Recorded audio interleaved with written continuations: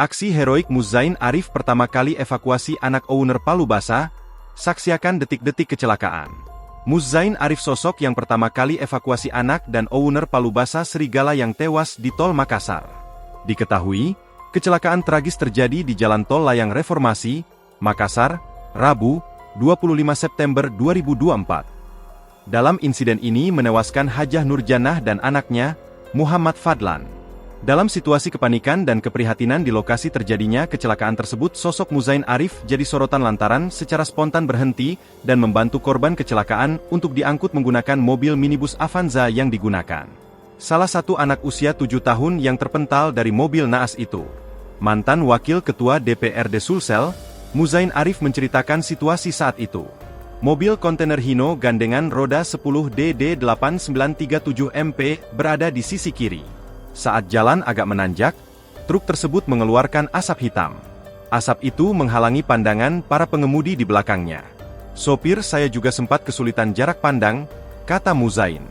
Dikutip dari tribun-timur.com, Jumat, 27 September 2024.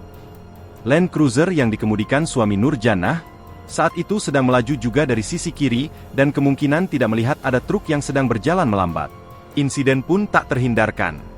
Muzain mengaku sempat melihat ketika Land Cruiser itu kian mendekati truk, pengemudi berupaya membelokkan ke sisi kanan. Namun tak sempat lagi menghindar, mobil itu pun menghantam sisi kanan truk. "Saya lihat betul mobil itu sampai seperti terlipat," katanya. Dia yang sedang memulai perjalanan dari Makassar menuju Sinjai pun turun dari mobilnya. Sebab, dia melihat seorang anak kecil terlempar dari Land Cruiser. Jaraknya sudah lebih dari 20 meter dari mobil. "Saya gendong dan cek nadinya, sudah tidak berdetak," ujarnya. Muzain pun menaikkan anak itu ke sebuah mobil Avanza untuk dibawa ke rumah sakit terdekat, Primaya Hospital.